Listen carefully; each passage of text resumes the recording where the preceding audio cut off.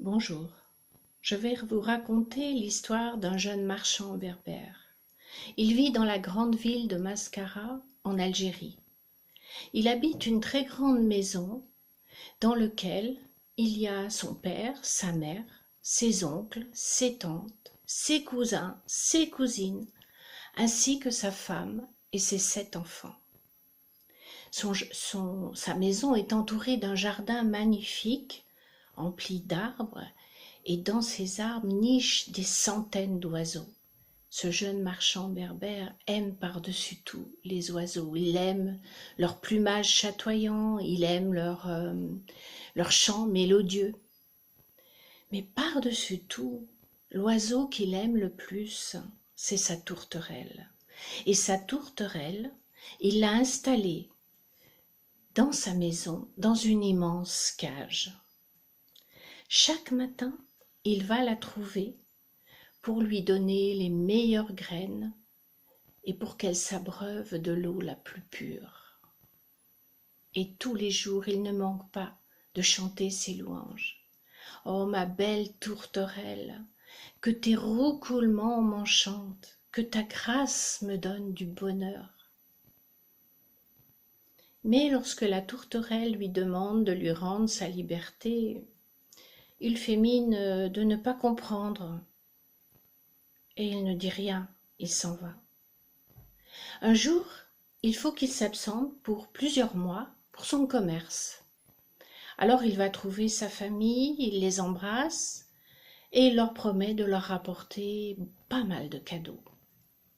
Et il va trouver la tourterelle, bien sûr. Mais la tourterelle lui dit « Si tu rencontres des consoeurs à moi, des tourterelles, dis-leur que je les salue. Dis-leur aussi que je vis chez toi dans une immense cage où je ne manque de rien. Mais dis-leur aussi que souvent je m'ennuie et que j'aimerais trop les rejoindre. » Le marchand part, bien prêt à redire ce message aux tourterelles s'il en rencontre. Les mois passent et un des derniers jours avant de partir, il se trouve dans un parc. Et dans ce parc-là, près d'une fontaine, près d'un bassin, il y a 3 tourterelles.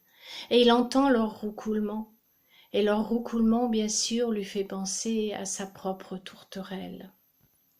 Il s'approche et il leur donne le message que leur a donné sa tourterelle.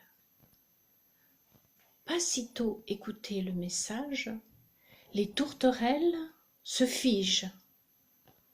Elles tombent à terre brutalement, immobiles comme des pierres.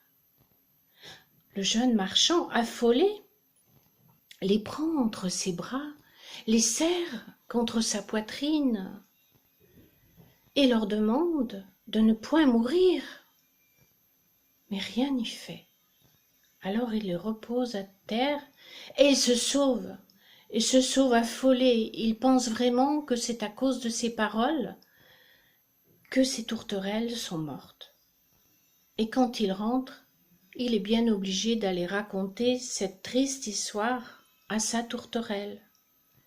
Mais pas sitôt son aventure racontée que sa tourterelle, dans la cage, se fige brutalement, tombe à terre, immobile comme une pierre. Alors le jeune marchand, affolé, ouvre la cage, la prend entre ses bras, essaye de la réchauffer contre son cœur, et il la supplie de ne point mourir. Mais rien n'y fait. Alors il se décide à aller l'enterrer dans le jardin.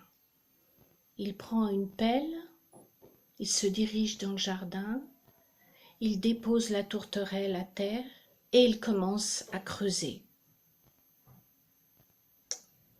Et imperceptiblement, la tourterelle commence à bouger une aile, puis l'autre, et puis elle s'ébroue, et bientôt ragaillardie, elle s'envole à la branche la plus haute, sur la branche la plus haute de l'olivier. Mais tu es vivante, mais c'est un prodige. Ah, je t'en prie, redescends, que je te remette dans ta cage. Jamais de la vie, jamais de la vie.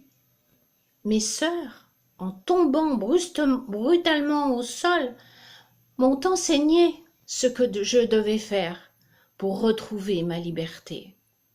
Et j'ai suivi leurs conseils. Et tu en as été le parfait messager. Je t'en remercie. Sur ces mots, elle s'est envolée. Le jeune marchand a pleuré un certain temps, puis il l'a oubliée.